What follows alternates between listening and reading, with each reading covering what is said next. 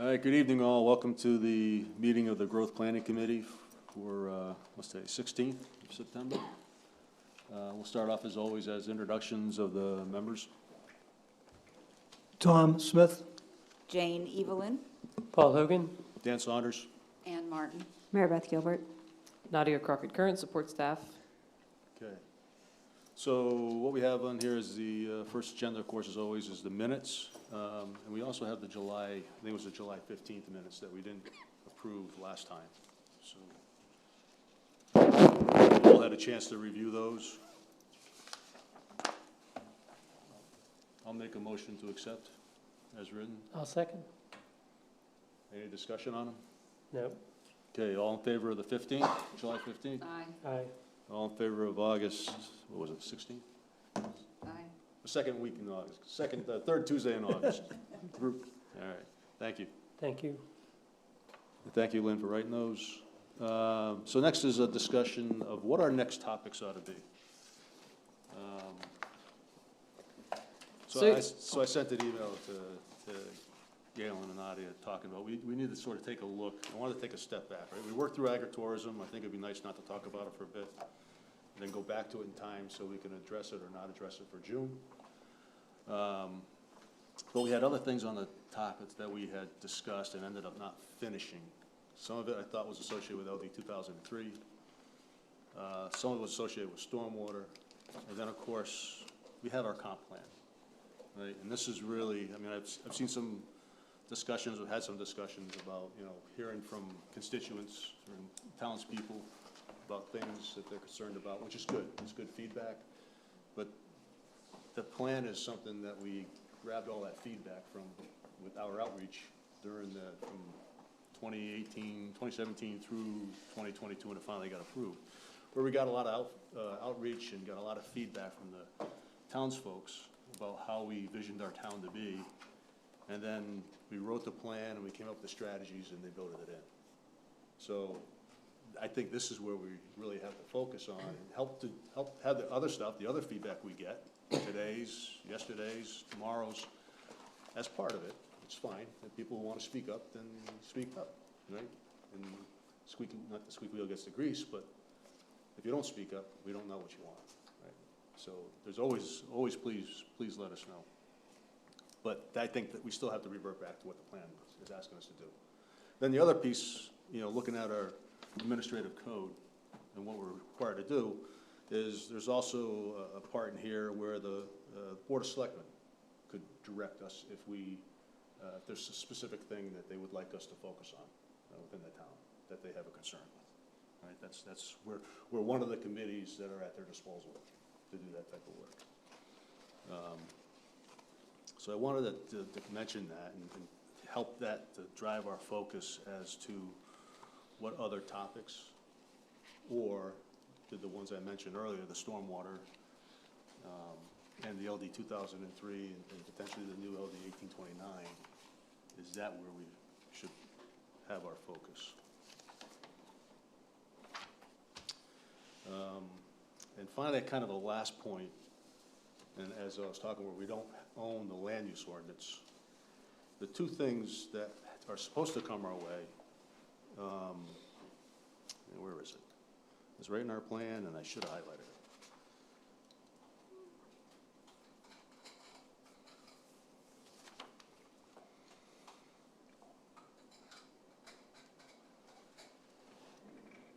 Oh, okay. J, at the very end. Any proposed actions affecting the consistency of the comprehensive plan, including any amendments to the land use ordinances and any long-range capital expenditure plans, shall be submitted to the Growth Planning Committee prior to presentation to any town meeting for the committee's review and recommendations. So that's the piece where anytime there's a land use ordinance change or anytime we're changing our long-term capital plan, which we documented in the comprehensive plan, that should come to the committee for our recommendation, right, and approval. So I think that's what our work is. So I just wanted to kind of just bring that back out again, right? So I don't want to go off on a tangent that might not be related to really our comp plan, what's in the planning ordinance, what's in the ordinance that defines what we do, and new directives we may get from the Board of Selectmen to research or look at different topics. Having said that, I'll open up the discussion. Mr. Chairman, I wanted to let you know that we have 2 attendees on Zoom, and one of them has their hand raised. Awesome. Shall I have them speak? Sure. Yeah, let's get some feedback. 5 Acre Farm, if you unmute yourself, you can speak. Hello, this is Robin Phillips, not 5 Acre Farm, but for some reason my phone is worse than this laptop, but every meeting, when it's live and you can actually talk, you can't hear your meeting. So I've had to watch it on YouTube where you can't participate. So is there any way you could turn it up? Because this is a chronic problem with the public meetings, and it would be nice to be able to hear. I mean, we're sitting like 6 inches, 2 people from the computer and still can't hear. So, you know, it makes it difficult to participate that way. And I also, on another note, I really want to thank the committee for really, you know, considering careful ramifications of the agri-farming business you've been speaking about a lot. And I'm very happy you've changed your focus to things that are really going to impact our town in possibly unimaginable ways. I know it's a lot, and I appreciate it, and I think maybe we should stop counting chickens. Thank you. Robin, are we just not speaking into the microphone clearly? Is that, I mean, compared to like the Board of Selectmen, did they do a better job? No. Can you hear us now, Robin? No, it's very, very mild, and I tried to get it so I could YouTube and hear that, because you can hear it on YouTube and Town Hall streams, but they're not live, so it's a problem with, I don't know, something, but, you know, we have a lot of hot topics coming up, and it would be nice to hear. I know this has nothing to do with you guys, but it would be nice to work that out. Okay. Robin, this is Dave. I also monitor these via Zoom while we're doing the meetings, and it's plenty loud on my computer. I'm wondering if it might be an issue on yours, but I'm willing to work with you offline on No, this. it's out in TV land here, because I've done it at home with my phone. I'm now on a laptop with real internet, and it's very quiet. We've had this trouble quite a lot. I'm maxed on volume. And we're maxed on volume. And, you know, if we sit here really close, we can kind of hear, but I think people might give up. And it's the only way to interact live is to use this platform. So it seems like something needs to happen at some point, if possible. Maybe it's not possible for tonight, but we would like to be able to hear. Hey, Dave, is Thank it live on all 3 platforms? Yes, No. there's a slight delay on YouTube and Town Hall streams. It's just the nature of the system. Yeah, but you can't speak. It's not Zoom. Right, of course. So That you is can't correct. contribute Yes. through those Right. other You platforms. can only remotely speak on Zoom. Got it, thanks. Right. Yes. Dave, Thank you. can she hear you better than she can hear these microphones? I don't know. Can you hear me better, Robin? Not really. It's still very, very low. Okay. It's all the mics in. Yeah, thank you, Robin. Thank you for that feedback. It is really loud and clear in here, but we do Yeah, thank you for yeah. that feedback. Oh, I and know, but it's just, hopefully you we didn't can, help, so I thought, let's just try to change it. Yeah. Thank you. Hopefully we can get that fixed. All right, thank you. Awesome. Thank you very much.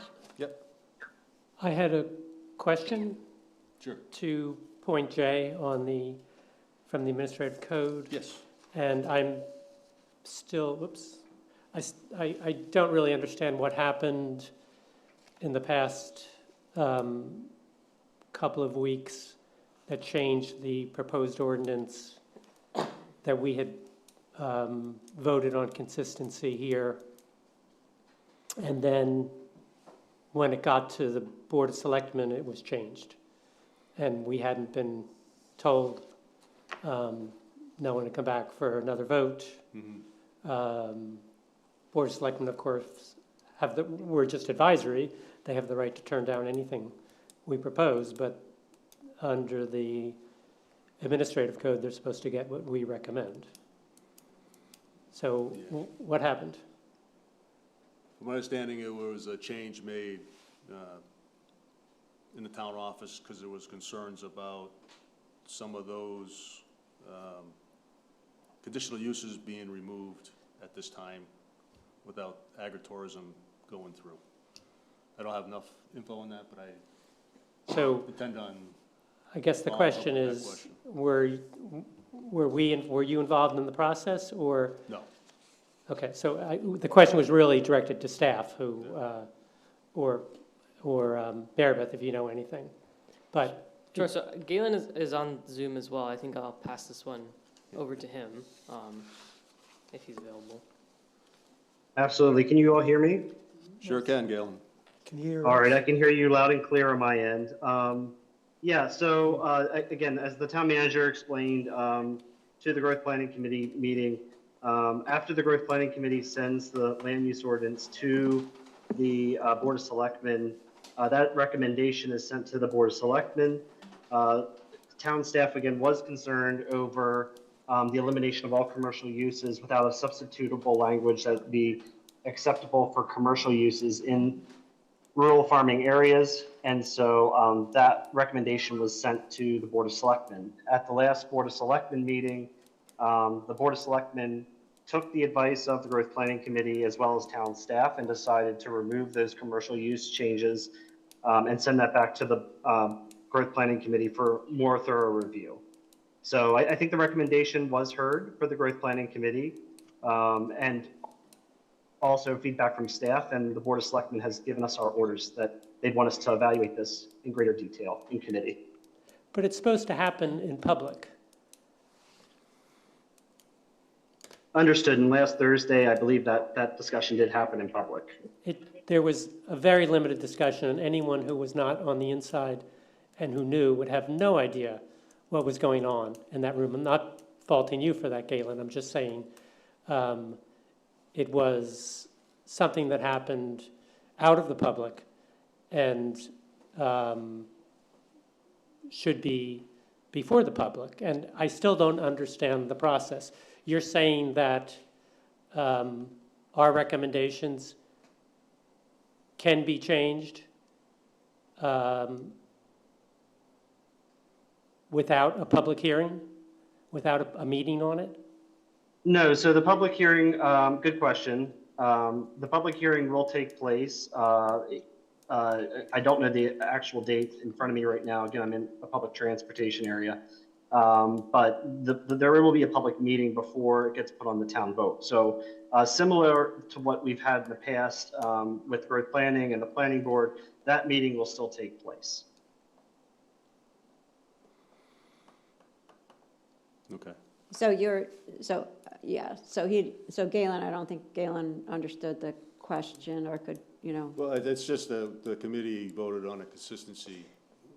Yeah, One thing that was very different. right. with So this one- to talk about what Paul had brought up about, it should have happened in the public. Well, I'm trying to understand the process. Right, I so- thought, I've been on the committee for a decade, and I thought Right. I understood the process. Right. And now I don't know that, I still don't understand what the process is now. Well, I think the process is, and I can check with Galen with you, and I can go back and talk with Lori again also, but as far as I understand it, the process is the committee will bring forward a recommendation like other committees do. And the board will then hear that and then have a discussion on what they see fit to either move forward, ask the committee to go back and do something else, or, accept it as is and, move whatever that is forward. I think the problem that came with this one is, in public, it wasn't disclosed that the committee made this discussion, and then, this was different language. I think It wasn't our recommendation. no, it wasn't a recommendation. So I think there were three options in the last board meeting that the town manager came forward with, to said, okay, here's three options for the board to vote on. And so I do think, I hope that we are back in process, because I think it's, it's important to make sure that what the committee brings forward, is what the committee voted on, that the board understands it. I think, and the reasons why the committee wanted it a certain way, and what the vote, sometimes it's interesting for the board to understand what the vote was on the committee too. Was it a unanimous vote? Was it a split vote? Those are important things for the board to hear. because the committee also is that representative of different voices in the community. I do think, to your point, Dan, we need to address this again because it was sent back to this committee.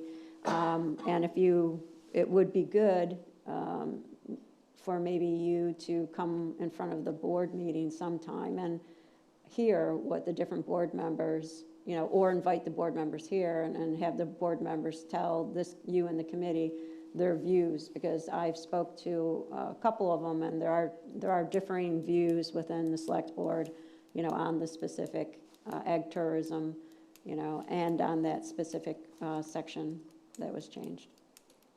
Yeah. I think you understand the process. It didn't work the way it has in the past, so. Right, and I'm just wondering. But I think that the one thing that was different was the time rush, so we couldn't get the final sort of version to look at to bless.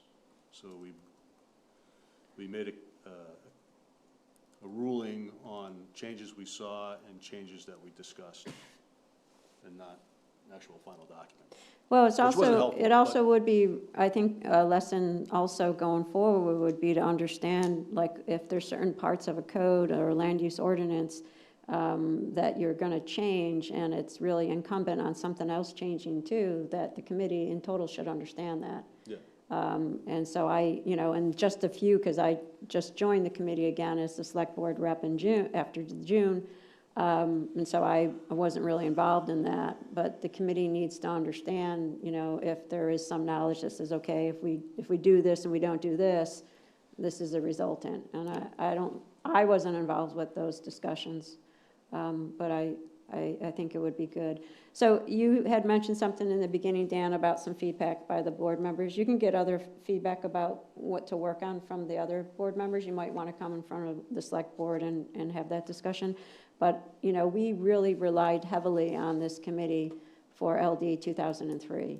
The board really relied, the deep dive that this committee did, with Galen and Nadia in terms of going through the impacts and what does it mean and how much is in our land use. So, 1829 is out there.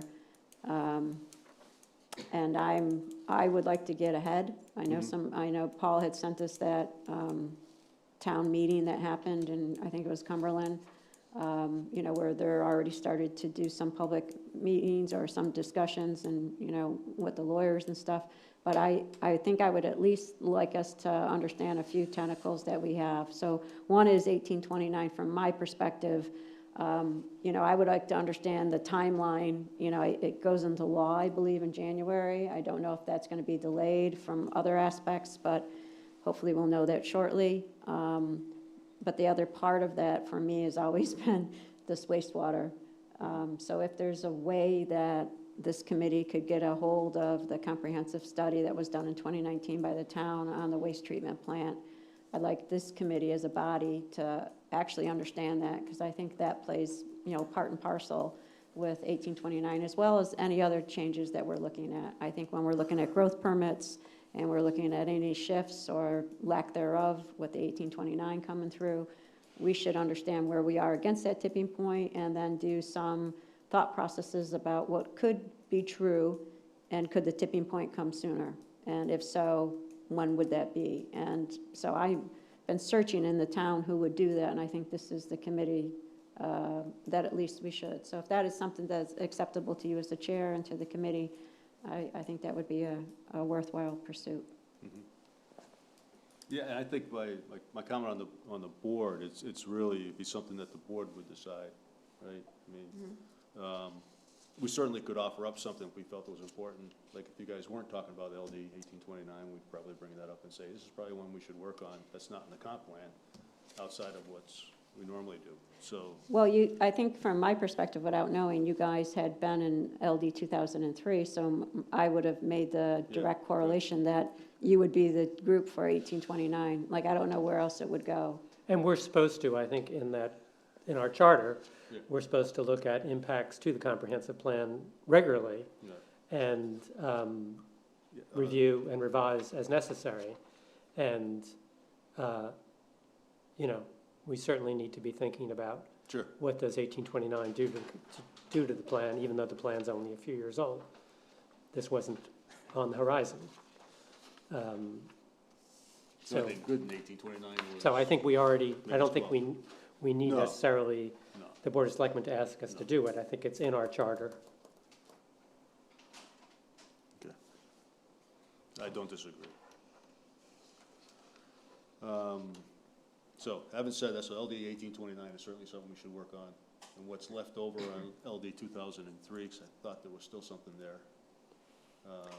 I think we're all wrapped up with LD 2003. The last thing that we had, and we, I think, put this through in June, there was just one basically leftover piece on the tables at the end of the ordinance, that Okay. it was just a little section on each zone regulation that said one single family per lot, basically. Yeah, That was the, and so we took that out. But that was the last, okay. I believe that was the last LD 2003 cleanup item. I'll add that the only other thing for LD 2003 was the lot size requirements have to be uniform for single family as it is for other housing types, which is something we have not addressed. But other than that, we're in compliance. Okay. I think what I was thinking was the number of homes per lot that could be allowed. We hadn't addressed, but I think LD 1829 blew that out of the water, to be honest. So with the number of housing units on a premise, LD 2003 stipulated that you could have 2 houses on a lot if you're outside of the growth area, and then up to 4 if it was a vacant lot, but you still had to meet your density requirements. So because of that, we were still in compliance because we didn't have a prohibition that said you could only have 1 single family in our land use ordinance. So we were in compliance with that section. Okay. And no one took advantage of that before LD 2003. Oh, they did. Yeah, there's people that have condoed like cottages and other houses on 1 lot as long as they have the density necessary to allow it. Okay. Does 1829 change the density at all, Galen? Yes, 1829 will change the density, depending on if it's in the growth area or on public sewer versus in the rural area. And can you clarify, I know you sent the email out to the committee, the timeline. So I know we're waiting for some things just to see, what the feedback on 1829, but you had made some reference. My last understanding of 829 was that it was actually going to be on the books in January of 2026. It was going to wait for ordinances, didn't have to be updated, I believe, until 2027.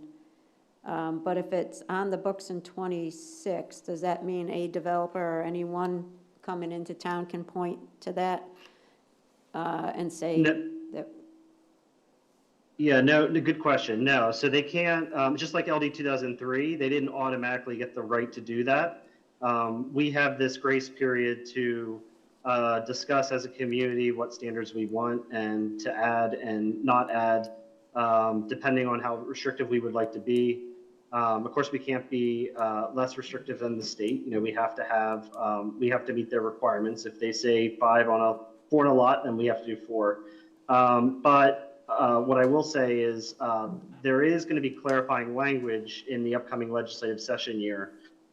So if they do provide any clarifying language in the next legislative session year, as well as funding for implementation for municipalities, we foresee that timeline, just like LD 2003, to be extended. So you are correct that it does require a summer of 2027 adoption for a town meeting form of government. But that extension will probably happen if they make any clarifying language to 2028. So my recommendation is to wait on having these discussions right now with 1829, because we don't know what the rules of the rules and the lay of the land is going to be until after this next upcoming legislative session year. And when would we know from the outcome of this session? When would we be, what's that time lane timeline when you think we would know? SMPDC is saying to us that it's probably going to be in that March to April timeframe, so spring of next year. We'll know if there was clarifying language that was approved by the committee, but it all depends on when the legislature passes the legislation. It could be maybe in February. We don't know. They're back in session January, right? That's my understanding. Yeah. Yeah, the only downside with waiting is if it doesn't change, we have to get at least something passed by the June 2027, correct? Which Yes, we would have until 2027, but I believe there's members, and now, that'd be a question to ask some of our legislative representatives, but my understanding is that they have recognized that there was conflicts in the legislation that was rushed. Yeah. And so they recognize that there's a need to address these changes.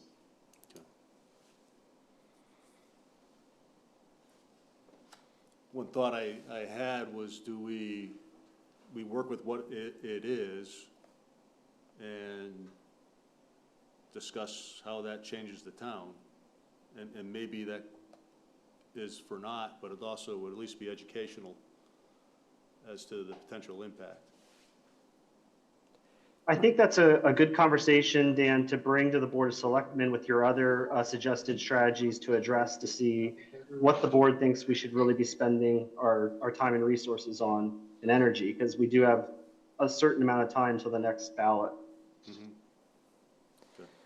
Galen, what are the, if you recall, are the conflicts like big and material, or are people just unhappy with the policy, which obviously changes a lot in terms of, planning board process, how much code offices are doing, density? Yeah, that's a great question. I haven't gone into the weeds with the bill and like the intricacies of it with other state legislation. What I would recommend, if the board would like to explore this, is we can certainly bring SMPDC in as that resource. I mean, they've been doing a deeper dive into this. If they can give you maybe an overview of what those conflicts were to give you an understanding. Yeah, I mean, that's the process that was used for LD, right? That worked out Yeah, good I mean, for that would 2003. just kind of, we're in a vacuum to some extent.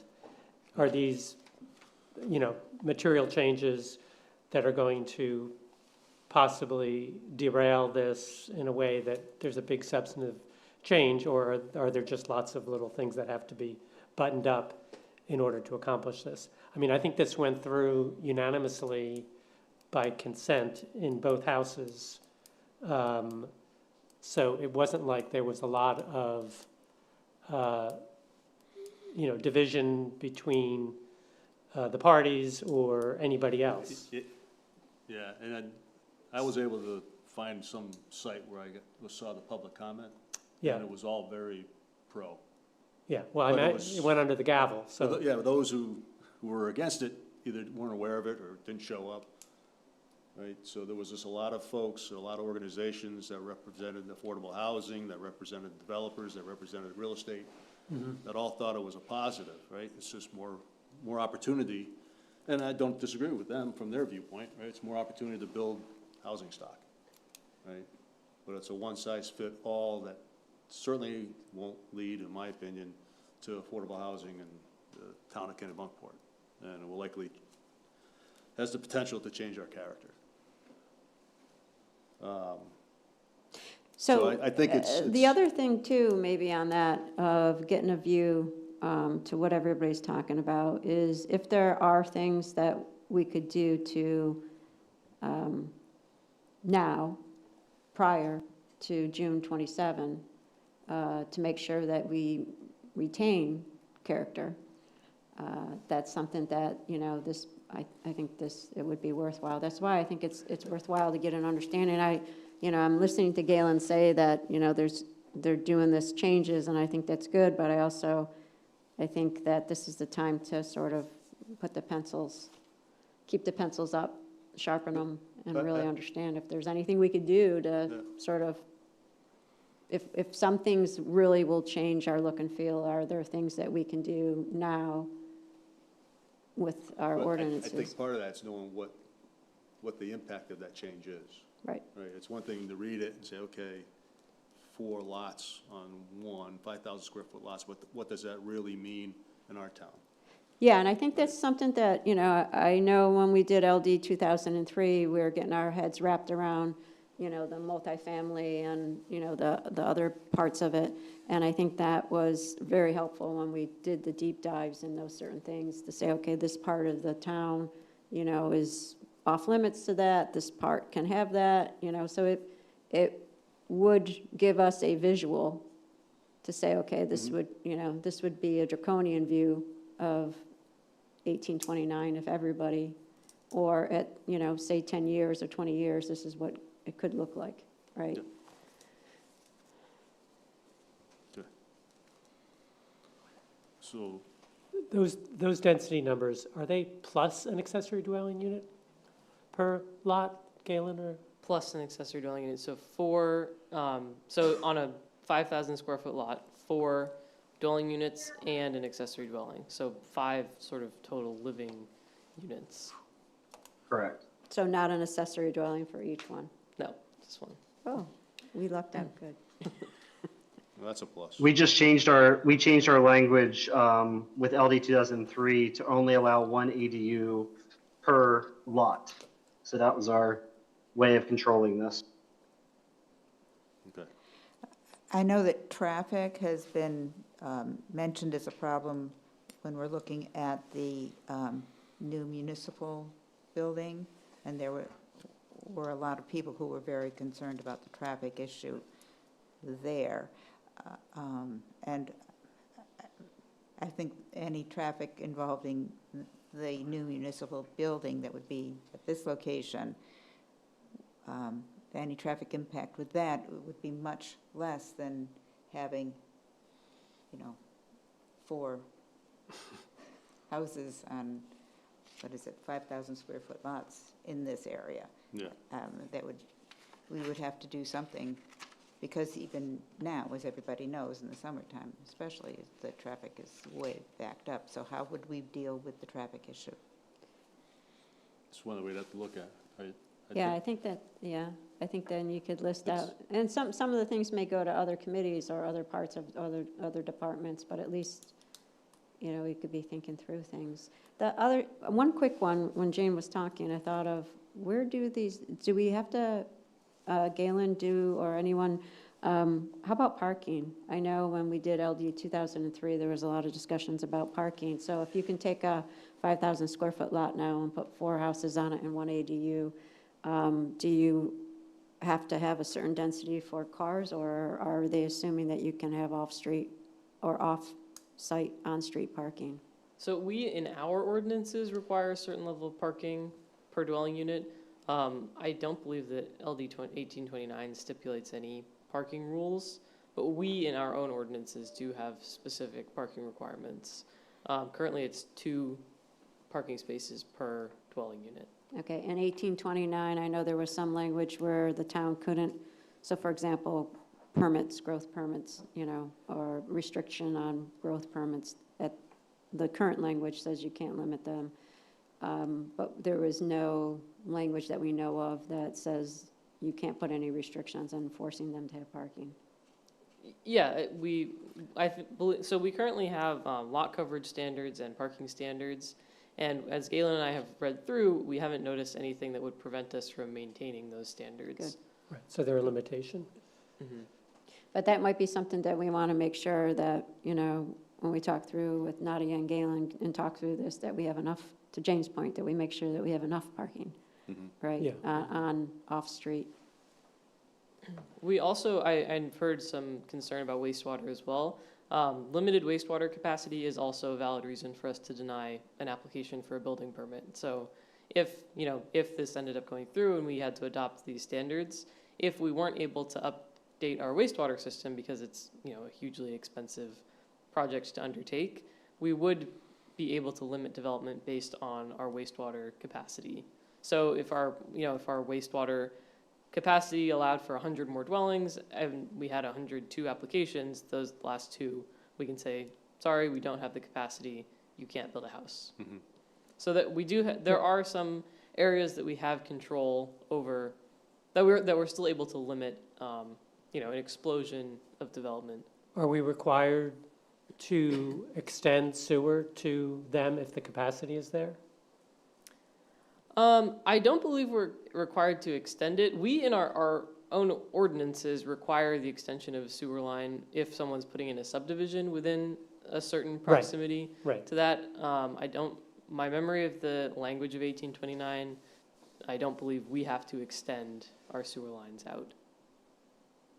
Maine DEP, the only stipulation that can be made is Maine DEP could require an order from the town to extend sewer lines if they were noticing that septic tanks were failing, to address, that concern over possible pollution to the waterways. But that's rarely used. You would have to have something really dense in order for that to happen. But that can happen under current rules and regulations. Also, the growth area is pretty much downtown Kennebunkport, and with climate change and sea level rise, it seems to me that that's a big issue in what we call our growth area now. And I don't know if we can change our growth area, and I'm not quite sure what that change would be. So our growth area is pretty tied to where we have infrastructure.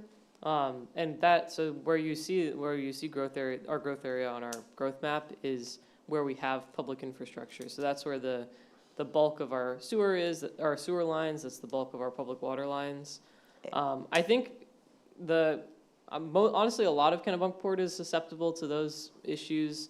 Sea level rising and is prone to flooding. A huge amount of Kennebunkport is in the shoreland zone. So those issues are prevalent all around town, not just in the growth area, but they're definitely, it is kind of at the tip of that peninsula. So it is prone to it is potentially prone to flooding, but that's where our infrastructure is focused. So that's why the growth area is in that zone. One thought that I had, which is probably a little far-fetched, but maybe not,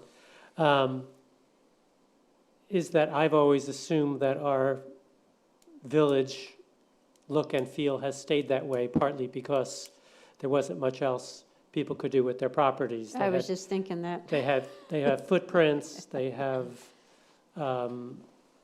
you can only do what you can do. But if all of a sudden the density allowed there is changed, would that cause people to, knock down old beauties and put up,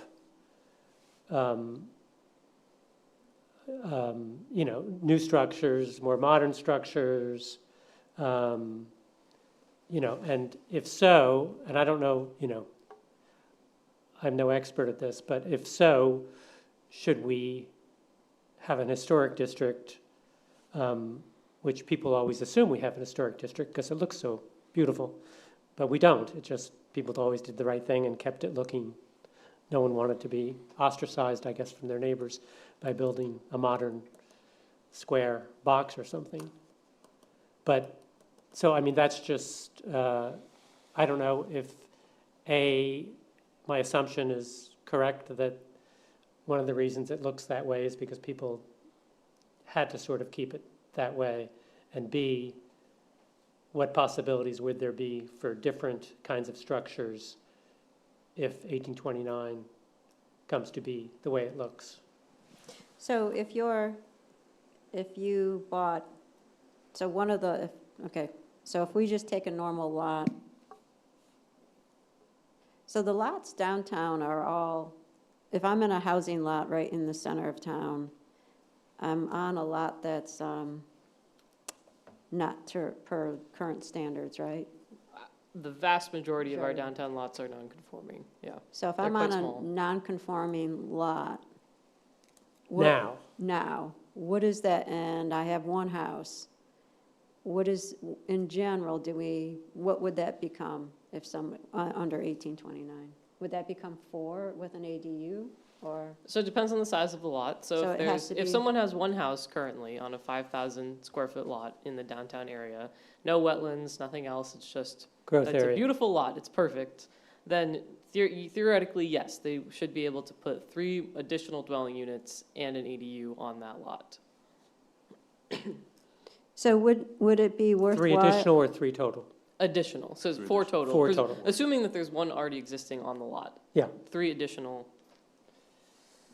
So is there a way, do we have a database, or is there a way to get a look of, sort of like what could be true? To like how this could look, so how many lots in our growth area are of that 5,000 square foot level?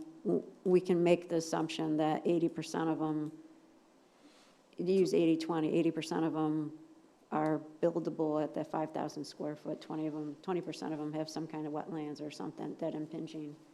And then what would that look like? What could that look like? I guess that's what it would be. So I think that would be an interesting thing to think through. And, I'm always happy to roll up my sleeves and look at numbers and, if that can be helped, or if that would be helpful. The other thing is, what is a commercial? So I'm thinking about our downtown. So, Paul brought up about some of the big, nice old buildings that we have that are not in a historical district, because we don't have one, but they look and remain historical.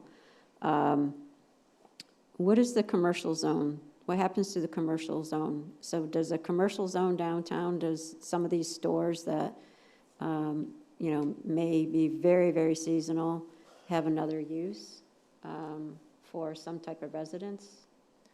So currently, I think what you're thinking of is the commercial zone is Dock Square. It's Right. is very, very, as a zone, is very, Right. very small and is mostly commercial. Actually, there maybe is one single family, but certainly no more than that. I don't the lots are also incredibly small. A lot of them are, I would say, less than 5,000 square feet. So I would be surprised if you would see a boom in single family in the Dock Square zone.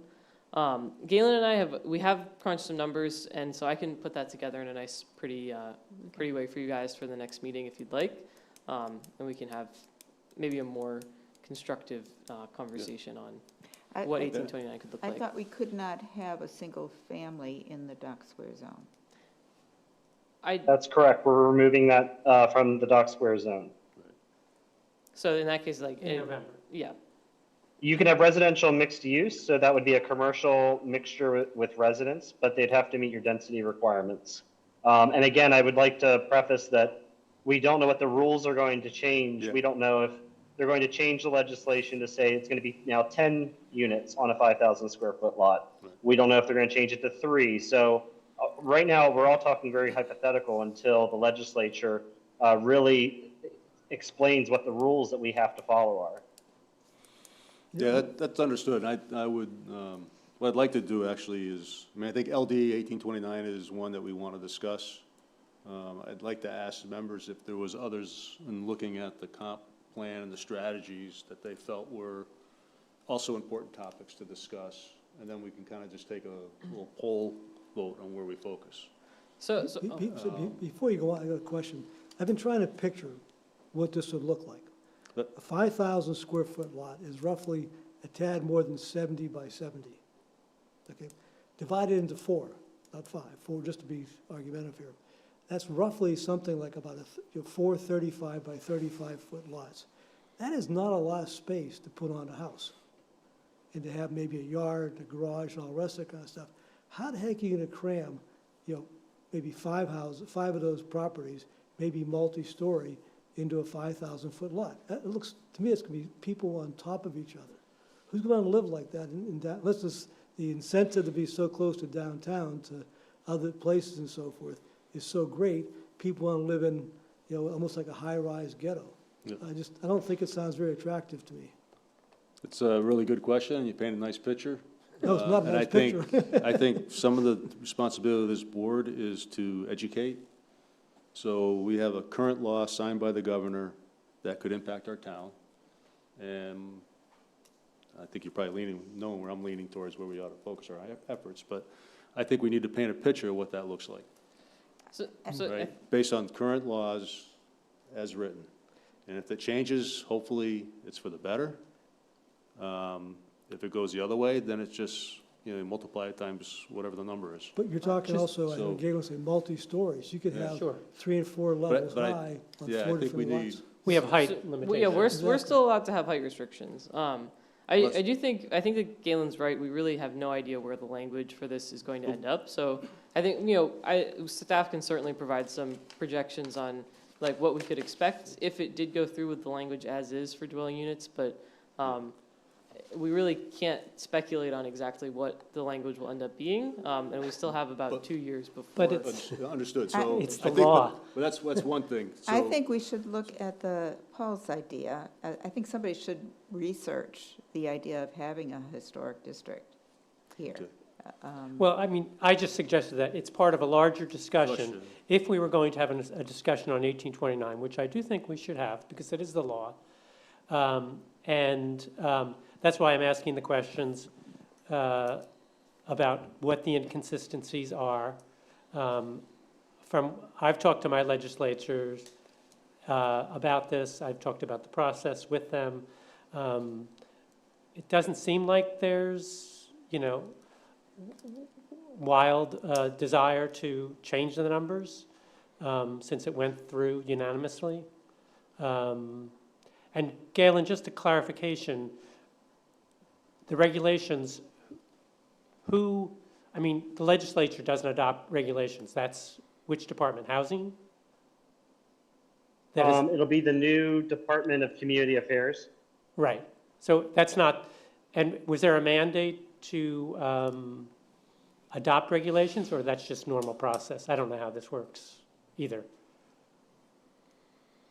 So I believe there's clarifying rules as well as clarifying legislation that's needed for this. But again, I would recommend talking to SMPDC about this because I don't know the details of what's involved with the changes. That might be a good first step, is to get Yeah. Southern Maine Planning and Development in here to speak.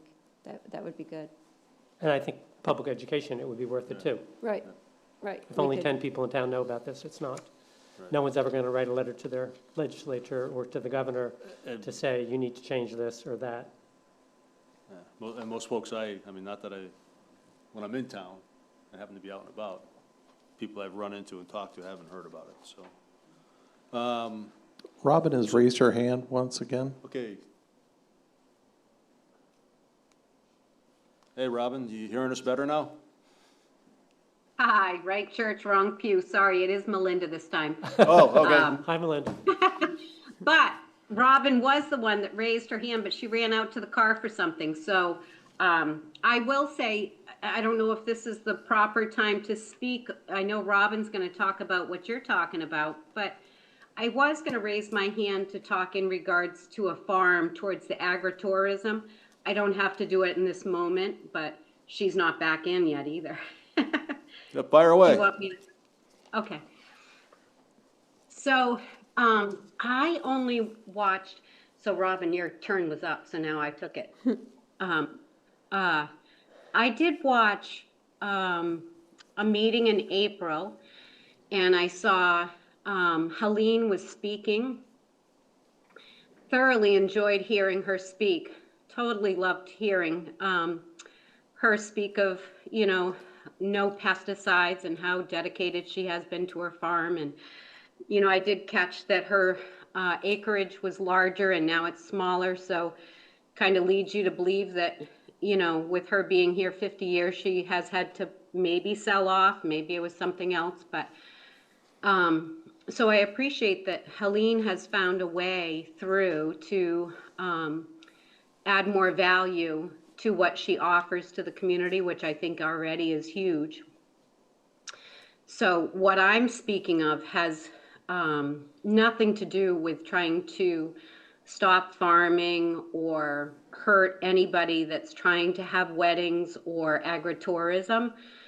What I can share is I have been a farm, or trying to be a farm, since, you know, I built here, and I was born and raised here, right across the street. I'm a Bryant, and our land was part of a very, very large dairy farm, Clover Leaf Farm.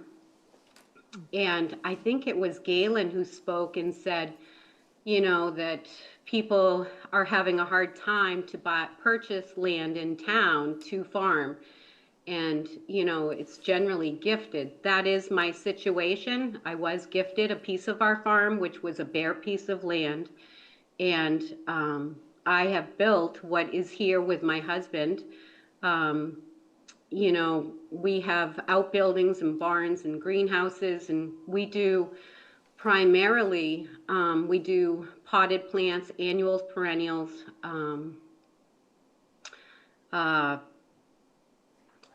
value added. We have the farm stand. We have a commercial kitchen that used to be my husband's lobster repair shed that I took over and made it completely commercial. And it's taken hard work and all of our income to go, and I shouldn't say our, I mean everything that I make goes back into infrastructure, because there was no infrastructure here. There was no barn, there was no greenhouse. The land had been skimmed. My dad was in excavation, and, you know, to, you know, feed the family or pay bills, we skimmed the land, or he skimmed the land and sold the loom. And so I built what was here. That being said, when it comes down to thinking about agritourism, I did lease out a piece of my property to a gentleman called Portland Urban Farmer. His name was Steve Nimlet, and he tried to utilize a piece of my property to have a farm himself. And he ran into troubles through me limiting how many people could come down our private road. It's I live a half mile down a private road. And I didn't want to impact the neighborhood. So when I first had my farm stand, it was in my yard. And over time, it was taken to the end of the road, not by me, but by my husband. He thought I needed more people to know that I had a farm stand. And he took it to the end of the road. That's why it's down there, self-serve. And I have strongly not wanted to have more impact on our neighborhood. So for me as a farm, I would caution, strongly caution, you know, going to the agritourism just with a flat rate or open book for anyone to say that they are a farm. You know, and I did hear that, you know, there's a limited amount of farms in town. And I think there is more than what I heard. I think I heard maybe there was a talk of maybe 3 true farms, but, you know, I even think the small farms are true farms. And I can see the concern of if we open this up to anyone, you know, it is a fancy, swanky town that people want to have weddings in. I abut a huge, beautiful field, and people would love to have that, but I also consider what it would mean to my neighbors, and I myself don't want that to be an impact, and I appreciate how Helene is, you know, trucking people in and has really made that a consideration towards her situation. So, you know, I like what Paul said, if it's not broke, don't fix it. I mean, I didn't come to you asking for help, and I can assume that Helene might have, but it seems like Helene has found a way around the situation. So, you know, I do think we should have farm days, open farm days, where somebody could come to the farm if they wanted and see the farm. But just to open it up for anyone to say they're a farm, I think of Earth and Hidden Pond. They have a cute garden back there. They have a gardener. Would that mean that they could have weddings there whenever they want? And I know, you know, some of the conglomerates in town have purchased 2 other places that were farms. One from a friend of mine that was Goose Creek Farm, and it was funded partially by a Harrington group. And then if you go down to the old Campbell Farm on Beechwood, the red barn that somebody purchased a few years back, that I think I could say fairly is another group that's holding that land waiting to do something with it. So consider those two spots, thinking what it would be like to open up having, weddings at all times. I just think, in weddings, I think is what we'd be looking at, what would happen here. So that being said, I am a farm, and I think it should go with caution. And if there is a way that someone that would like to have it could go to the planning board, or however Helene did it, I encourage it. But I also noticed in that meeting, the people that were on Zoom were Helene's neighbors. So it's the neighbors in the open space. I know you want to keep both, but the balance should be struck with thinking, a little bit more than just across the board doing it. And it was a little bit of an oxymoron, because I watched April, and then I watched this last meeting, and in the last half an hour, maybe 45 minutes, it was slid in there about limiting the amount of animals in town, chickens, pigs, goats, all of that. So, I'm not sure why this was brought up, but it doesn't feel like it's got a ring of real truth for the farms on it. Yeah. I don't know if anybody has any questions, but I'd be willing to talk. I want to talk. I have a question. Any questions? But thank you very much. That was very insightful, and it was good hearing from another farmer specifically on this topic, because we had not actually heard from someone from the town who is farming. So and Yeah. thanks for your hard work in making that work. And who makes the I best pies in appreciate town? Who makes Best Buys in town? Okay. You don't So know that? that's it. I didn't know that. That's And it. cookies, cookies. I appreciate that. And you'll see a lot more flowers coming down. I mean, pie isn't the only thing we do, but it is hard to farm. And I will say, just to add one more thought, I know that there was a thought of how to limit on income and to put kind of like a liquor license, you go by your income. I think you need to consider that there's crop failures in farming. This year, I don't think you're gonna see a single pepper down there because the chipmunks have won. I put an electric fence around a 50 by 100 garden to prevent the groundhogs and the deer and the turkeys, and the chipmunks won. So just saying, it's not as easy as it looks. And the income part, right now my knee is on the blink, so I won't be out in the fields either. So to put an income on it might be difficult. Thank you. You're welcome. Now Robin's back. I don't know if I pass it over. I waited a while, but sorry, I was gone. This is a very simple question. I just want the public to understand what a 5,000 square foot, I want to make sure the math is right, lot that could have 5 dwelling units on it. So 5,000 square feet is an eighth of an acre, I believe, because an acre is 40,000. So we're saying we could have 40 units on 1 acre? 4 units.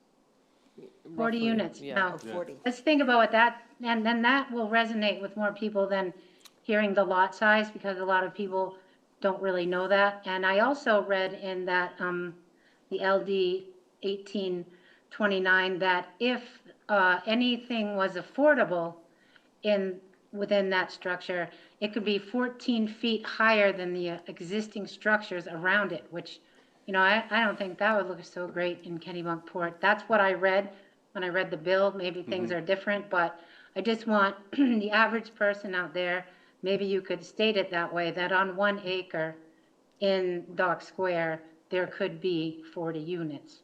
That's a lot. Hey, let me comment on that point. I just did some math in my head. One of those units is from these 2 walls to the flag. Yeah.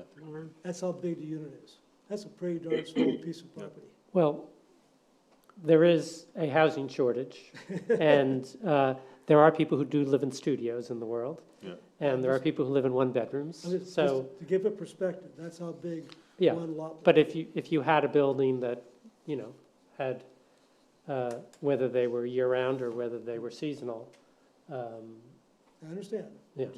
Just you understand how small the property would be, from the wall to the flag and back. There are setbacks for the building itself. That's a good point, too, yeah. Right. So, I'll ask if there are any other, Topics. yeah, other topics. But also, one other question, and I've talked about this before a bit, and I'm not quite sure how best to do this. I mean, honestly, the Growth Planning Committee has 5 action items, right? You write the plan, you give yourself the least amount of action items. That's the way it works. Don't say that with the other committees Well, watching. that's the way it works. If they want it, they write the plan. So I think we have ours covered. They're more of the way we do things than anything else. These other ones that are in the plan are really belong to somebody else. Planning board, board of selectmen, planning department, other departments.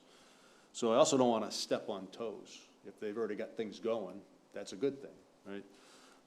What we had done in the past was those that we felt were important, we just followed up on to see if things were happening. And if not, offered to provide support, right? Because we had available time.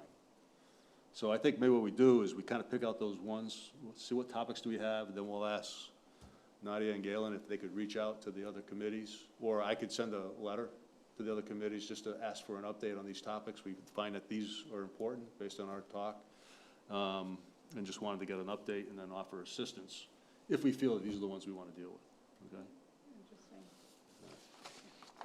So besides LD 829, and I picked a bunch of them, but I think the one the most important would be the stormwater, which I just basically did a keyword search on stormwater, and there are a number of strategies, 2 strategies really. One, and they're assigned to the planning board and the planning department. One was to amend the stormwater regulations to require that stormwater be managed on site, which we discussed, and reduce the threshold percentage of impervious surface areas that triggers a need for a stormwater management system under the site plan review, and increase the design standard for stormwater infrastructure to 100 year. So I know we went down that path. I just don't, we haven't submitted that yet, right? That's correct. We left it out of the November Right. ballot suggestions. So we, this is available for Growth Planning Committee review. It's in the document that's on your SharePoint. We have, we did draft language for potential stormwater regulations, so that's certainly something that's available to us and is already in the works, and we've definitely done we've done a lot of ordinance research from other towns and have provided some draft language for the committee, so you can certainly view that, and we can definitely talk about that. Stormwater is it's a big issue for everybody, so it's worth talking about. Did you have any that you had picked through that you felt were important for us to work or follow up on? I brought with me, and I put on everyone's seating place, just some thoughts that I had following the last meeting where we talked about agritourism, and some thoughts that came to mind as points of discussion when we met next time to discuss this. Okay. So I really appreciate the input from the audience with regards to agritourism, and I'm not going to read this out. You just see that these are really points that I'd like some clarity on some of them, and then also perhaps some suggested language that might relieve some concern if this was something that was to go forward. So that's related to the agritourism? So kind of a follow-up on that? Okay.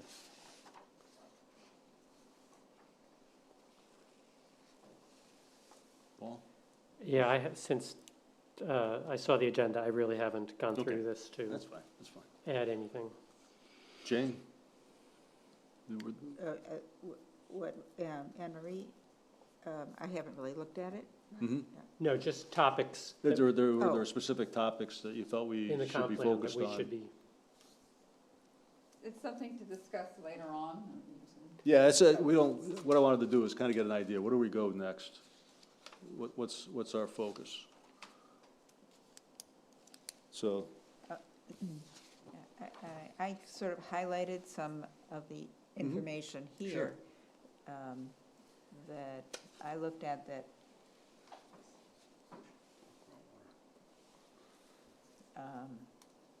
But also, when I first went through it, I searched for what the growth planning committee, What we're supposed to do? right, Yeah. and there wasn't very much. Right. like it- That's 'cause which we wrote is the plan. What you said, so then, do we go outside of our boundaries? Yeah, I mean, That's what you're suggesting. Yeah. Yeah, so you're right. I mean, and that's, you know, why. I mean, the things that we're supposed to do is, you know, just for maybe for the audience, right? We're supposed to review the impact of the growth management permits on a periodic basis to determine its effectiveness and direct growth in a manner that is consistent with the comp plan. And that's actually built into the growth permit ordinance. And impacted by 1829, which says we can't. Absolutely. That do could that be impacted anymore. 1829, so. Do we get a running tally of how many ADUs? Like, have we had a bump up of ADUs since 2003, LD 2003, or, That's a good question. I can certainly look into that and get you some data on that. okay, Yeah, that would be good to know. yeah. But you know, when we talk about ADUs, are we talking about rentals, short-term rentals? So we actually don't allow short-term rental in ADUs at all. Okay. If you rent an ADU, you have to rent it for at least 6 months at a time. Okay. So we don't allow any kind of short-term rental in an ADU. But Yes. 1829 changes that, right? I don't believe so. It shouldn't impact our short-term rental ordinance at all. Yeah. I thought it didn't require either party to live there. The owner did not have to Yeah. live there Right, anymore. right. And if we're in And So ADU. the owner doesn't have to live in an ADU as it stands. They're allowed to rent it. They just have to rent it for at least 6 months. No, but the owner would be on the property, like the, Isn't the owner one of the two units?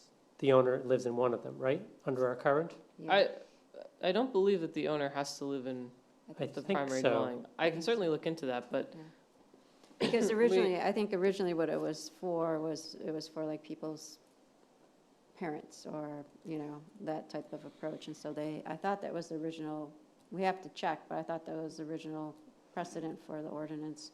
But if you could check for us, that would be good.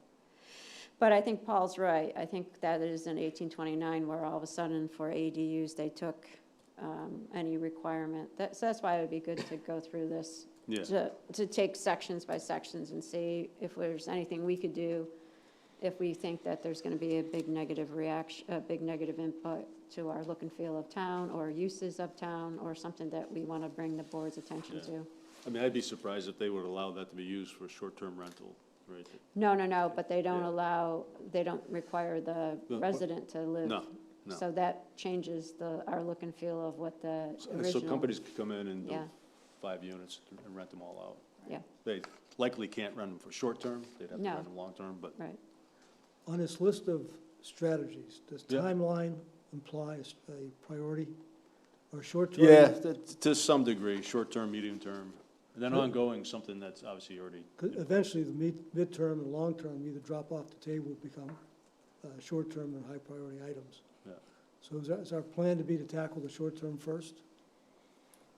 Yes, that and what you have felt was of importance over other things, right? We didn't set like one priority over another. You know, stormwater's been an issue. It's been something we have worked on before, and it would be good to get it across the finish line, because there's some important aspects there that might fit into where our growth areas should be, right? I mean, we could change growth areas that, you know, but we would have to likely resubmit our comp plan because it's well embedded in the comp plan, or at least a portion of the comp plan to get approval, which at this point may or may not be the right thing to do. But really, the idea was, let's make sure I want to make sure we're working on what we feel is important to be working on. I think we Okay. need to check, we have to check that with 1829 too, because I thought there was something where you couldn't go back and change your growth areas. I was But thinking that. that's, Yeah. yeah, I think We it can may see, be, I to mean- Galen's point, where you can't make it less, but you can make it more. I don't know. I think that's It's- something for us to look into, though, if we're I gonna. didn't see anything specifically in there, but they changed the rules. So I don't, So- it's definitely worth reading Yeah, again, something but to there definitely discuss. there's language in there that if you're Yeah. outside of a designated growth area but on public sewer, you still are given the same lot density Okay. benefits. Benefit, sure. But I don't know if there's anything that prohibits us from changing growth areas. There just is, still the benefit even if you're not in a designated growth area, but on public sewer, you're allowed to have those lot density Right. benefits. I was just wondering, this is one of the things I highlighted, encourage involvement by non-resident taxpayers in community forums and other venues, and that's ongoing. Is that something that is worked on? It says TM, and I don't know what TM is. That's town manager, I believe. Oh, okay. Yeah. So I guess maybe Lori's doing that. Well, I mean, these are all open, all of our, we're Right. open to anybody to comment and attend, so Is it we don't. encouraged? Are people reached out to in any different way? We You know, post the agenda, I That's- like to share with residents when they come to us and they have, people come into our office a lot and they have suggestions or thoughts, and we always encourage them to come to growth planning committee meetings. We give them the days that we do them. So we try to do as much communication with residents as possible about our committee meetings. But non-resident taxpayers Sure, is highlighted here, and I just, non-resident It taxpayer. wasn't related to us specifically, no, it wasn't related to us. just general Yeah, communication. so. Yeah, and it used to be that the newsletters were never mailed to non-resident taxpayers. And when I was on the beach committee, we made a point of complaining about that. And now it's mailed to Good. everybody. It costs the town a little money, but at least people can read facts and not just share rumors, which was the case. Yeah, which is a good thing. So that was a change. But there's a lot of mechanisms in town for folks to find the information. Yeah, things have Right. come a long way. Yeah, they've come a long way, and as a citizen, it's our responsibility to keep ourselves updated on the rules and regulations and provide input. At least that's how I feel. Back when And, you you used know, to teach citizenship in school, and that's our what they office taught is- you. They yeah. don't teach that anymore. Our office is always open. We, happy Yeah. to take appointments and talk through anything that people have questions about. We, try to be as communicative and helpful as possible. Okay. And I Right. guess one of the things, and this is a short-term thing, is review current policies for parking and traffic flow control provisions to ensure reduced congestion, right? Traffic control? And provide a healthful, safe, and peaceful environment. So, this stuff in 1829, I don't think works with that objective. People living in such close quarters on small lots in our Good, I mean, downtown area yeah. doesn't That's a good point. fit. Right. Unfortunately, the state doesn't have to worry about meeting our plan, but isn't there a regulation that they can't? Maybe that's the Department of DOT. Transportation for the state. They have to work with us in our comp plan. Not the legislature. Okay. All right, so we've had a couple topics that were talked up. I'm voted that we Let's make a list of them. yeah, so we got LD 1829, Sewer capacity. sewer capacity, which is somewhat tied. We've got stormwater, which we've gotten some, Yeah, we did. we've started, right? We've had agritourism, which we've started. And we've got traffic. If you could send me the specific strategy. Does it have a number on it? Then I can About- find it. About traffic, On the traffic that you were referring to? I could send it to you.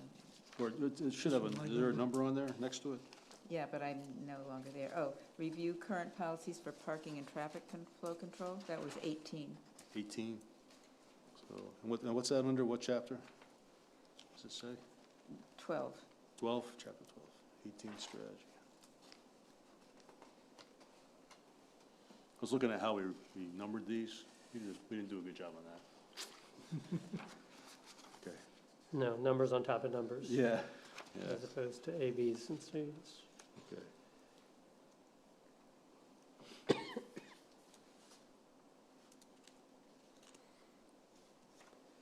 So.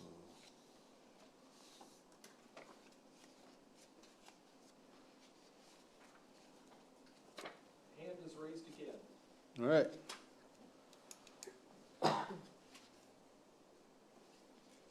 Yes, Melinda Anderson, sorry about that, but I missed this part about the accessory dwellings. Is Galen still in the audience, in Zoom to answer that, whether you have to live on your property to have an accessory dwelling, or both can be accessory dwellings? So just to confirm my suspicions, I did go back and I looked over our accessory dwelling language. We don't have anything that requires residency in the main dwelling in order to have an accessory dwelling unit. It's just tied to the existence of a single family on the lot. Okay. Was that in there before, do you think? Well, that's since its inception. Yeah, We've had accessory dwelling unit language in our ordinance since I think 2009. We certainly have beefed it up a little bit for LD 2003, but I don't think we've ever had a residency requirement. but we have it in the rumor. Paul's the one that. Yes, if The you have a rumor. residential roomers You have to license, be on, which is actually not intended for an ADU, right. Right. you do have to live on the premises. Oh, thank you. How are you gonna fit a house in an ADU in a space this big? You'll be amazed what they can do. It could be a tiny house, it could be Yes. stacks of containers on top of each other, Jeez, a lot of I possibilities. grew up in a house like that. So I got agritourism, traffic control, stormwater, LD 1829, sewer system. Was there anything else? Those are the 5 areas we want to, Sewer capacity or sewer? Sewer capacity. Sewer. Sewer capacity. sewer, yes, sewer capacity. Is it within our province to talk about things such as bicycle pathways? I've noticed that the use of the roads for bicycles. I know that there are other cities that have a lot of planning with regards to bicycle paths. I think it's it's in one of the chapters we've Transportation, talked it's about in- that as part of when planning roads to take into consideration. Okay. We don't always have, they're not always wide enough. We have a So lot of right-of-ways that are It's gotten better. already quite narrow. It's Yes. gotten better over time. Yes, but Um, it's interesting, I've not noticed this before, but now I'm noticing the signs that say bikes have the full, use of the full lane of traffic. I hadn't seen those signs before. State law says that. I used to bike a lot, and bicycles have the complete access to the entire road. You've seen that in You other have towns? to give them Yeah, 5 foot, Here, Yeah. in Kennebunkport. you have to Oh, give I them haven't 5 seen foot, that. you have to give them 5 foot clearance as well. So somebody could be in the middle of the right traffic lane, and you have to give that person 5 feet clearance. Yeah, That's by state law. state law, yeah. Bicyclists are also supposed to stop at stop signs, Yes, give indication if they're going left or right. Okay, yes. So, I mean, it works both ways. yeah, no, I've just had some people express concerns because they feel that it's unsafe sometimes. Just like a fire truck's supposed to follow stop signs, stop lights. We're asking for permission to go, because it could be your house. But we have to follow the rules and the speed.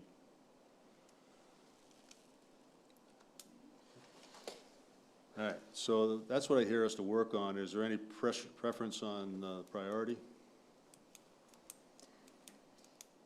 LD 1829, sewer capacity, agritourism, traffic, stormwater. So doesn't the 1829 being considered later, would that be? Yeah, but let's invite Southern Maine Yeah. in. Yes. We may decide not to pick up the topic, or we may Yeah, decide after listening to them that we should do something. I think it's a good idea. yeah, it would certainly impact everything else we're discussing, so Yeah. maybe we should do that as soon as possible. Yeah, we should try to, as soon as they can meet with us. I'll reach out to SMPDC. Okay. And see what we can do. And I'll also, we have some data, I'll put it together for the committee to see Okay. what that growth would look like. Yeah, I'm really interested in just painting a picture of current law. Yeah, and the ADUs that we've added, Mhm. you're gonna And check the- on yeah. that. Oh, yeah, the ADUs. So you're going to give us like sort of a worst-case scenario of what it would look like? Yeah, so the numbers we ran is basically this, this is how many dwellings are in these zones right now, this is how many could be in these zones, assuming that there's no wetlands or anything. Yeah. That's, becomes a little bit trickier Yeah. for us to run the And numbers. we know things could change, but I think it's important to educate. All right. So we'll capture those as discussion points. I think we should do that. I think we should, what would be, we get that set up, what should we work on if we exclude 1829 for the moment, until we hear from SMTD? What should Stormwater, we work on next? Is it stormwater, Since we've already- agritourism, started that? I mean, Yep. Stormwater, stormwater? Yes, I think Okay. that makes sense, since especially since the Farmer's Almanac is available. Yeah, You can it's supposed to be a start- hard winter this year, right? Yes. oh, is it? Yeah. And I think that stormwater also gives us some teeth to deal with any 1829 ramifications. Yes, I think so. And sewer capacity gives us some teeth. Mm-hmm. Yeah. I think it would be good if we could get the sewer capacity, The the sewer study. 2019, yeah, I think it was a 2019 I'll look into study. that and see what I can find. Yeah. It's possible that Eric has it on Yeah. file. Yeah. Probable even. Yeah, I think it was, Nadia, I think it was 2019 when they did the consultant study. Okay, yeah, I'll look into that, see if I can find it. Then we have, It would be interesting to know, if it's 2019, how many units we've built since then that are on sewer? Good question. yeah, Because it wouldn't reflect, right. if we're building 20 a year, how many are in? And if, what year was that? I think the study was 2019. Don't, completely quote me. I think it's 2019. For some reason, 2019 stuck in my brain for this. And maybe an this assessment study. of Eric, maybe, of how valid that is based on what we've learned in the last year, Okay. right? Does that impact Yeah, it at so all? I think, don't know. I think there's the sewer capacity, and then like what you've heard in board meetings, and then 2 years ago, July, when we had the, I think it was actually 3 years ago, July, when we had that huge water storm. Remember, July was just rain, rain, rain, not this July, but I think it was 3 Julys ago. And that's when we had, so much water through the system too. Yeah. Right, and so that, and then with the summer hit, when our town goes from 3,600 to 12,000,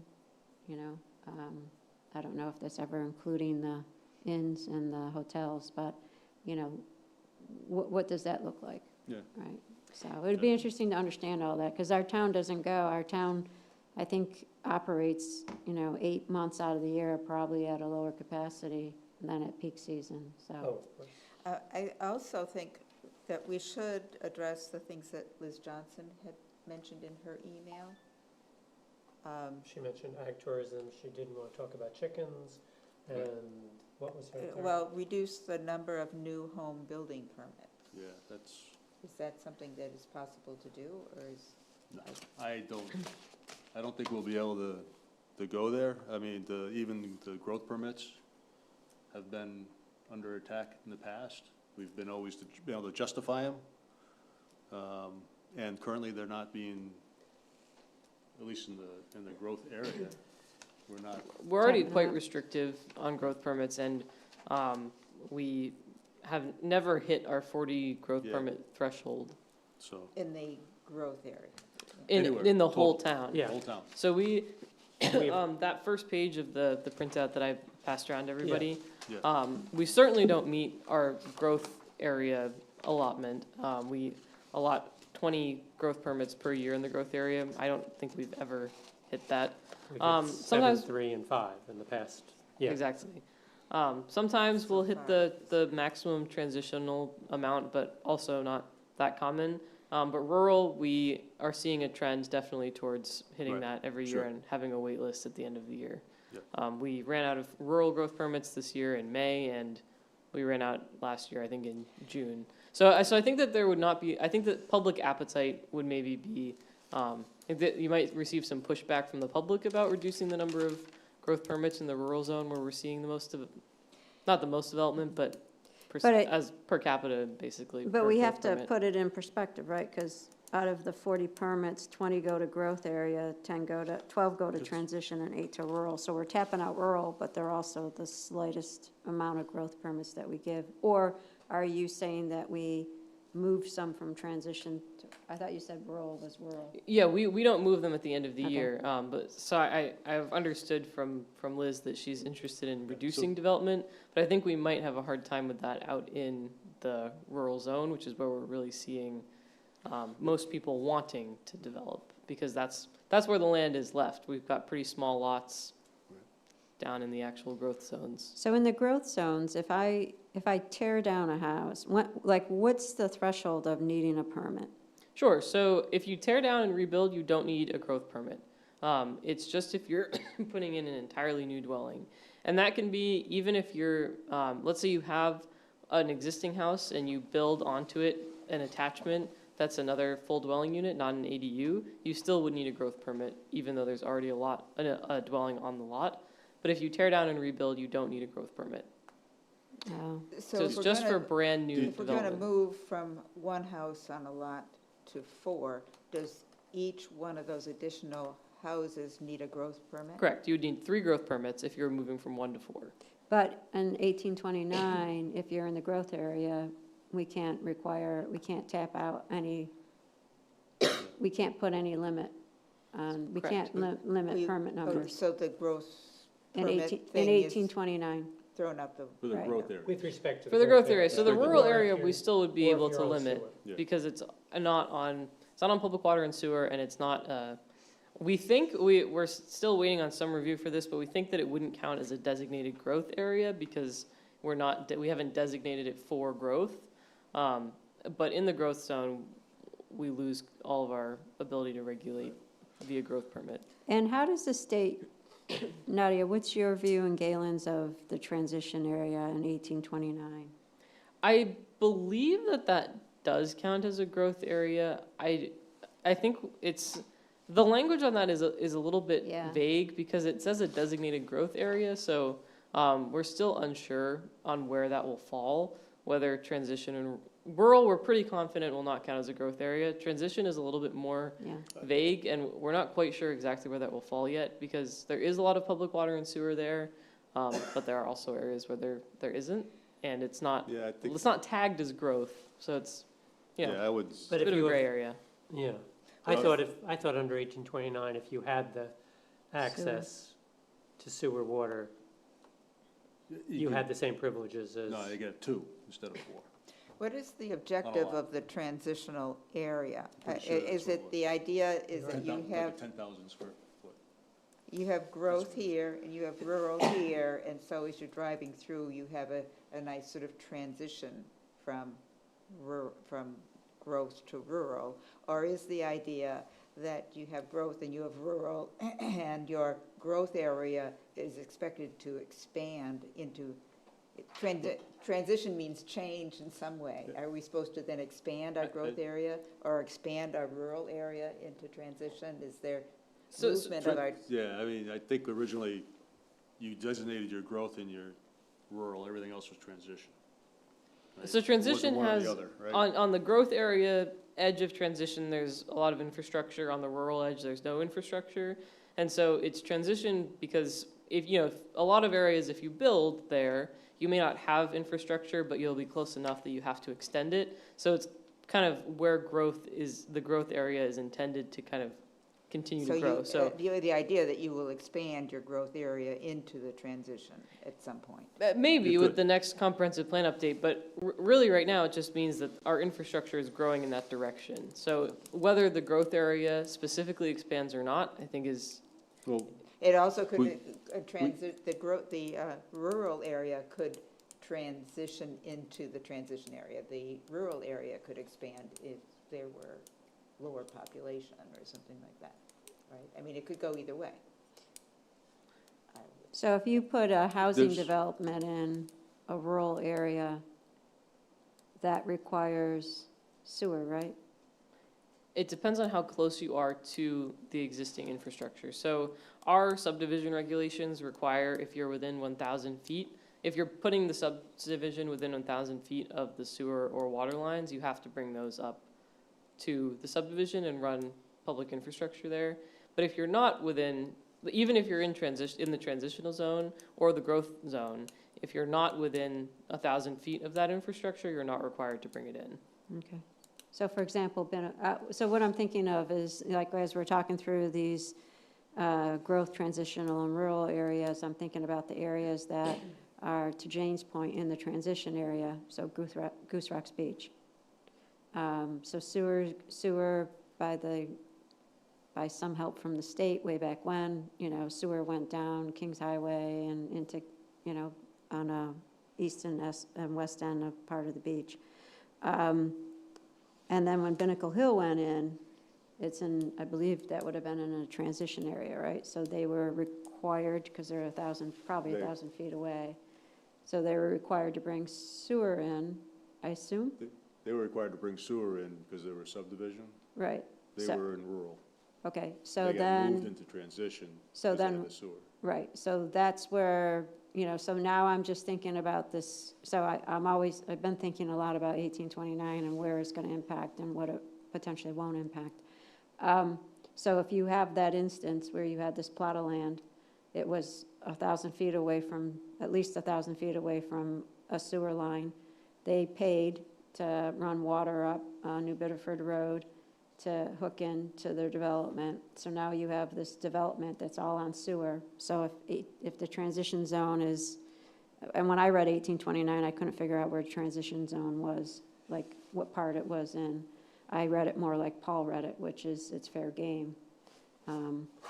And then you have all the houses on New Bedford Road that tied into the sewer because the sewer was run up at, again, at their own expense. But now their houses that are caught into this, or potentially, so you're talking about a Goose Rock's beach area, which I think that would be interesting to understand. Once we understand transitional, Sure, what could that potentially look like, absolutely. Yeah, and that's part of the numbers that we've run is kind of Yeah. specific zones as well. So I'll try to make up some pictures maybe. And if Southern Maine has any information about how they look at transitional, that would be, helpful. I just, to your point, it wasn't It's a little clear- unclear, Yeah. yeah. So, yeah, it's certainly something we can talk to SMPDC about, see what they have to say regarding transitional specifically. All right, so for our next meeting, we will, assume we don't have SMPD. or whatever they are. SMPDC, yep. Whatever they are, yeah. Assuming we don't have them, we'll focus on stormwater? Sure. Okay. And if they do, we'll have a good chat about LD 1829. And Sounds any good. information you have based on the questions we asked about the number of ADUs.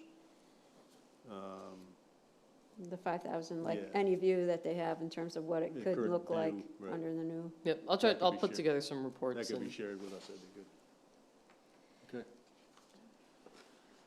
All right, so that ends that part of the discussion. Now we have other. Is there any other topics that member wants to bring up? Hearing none. I'll take a motion, Paul.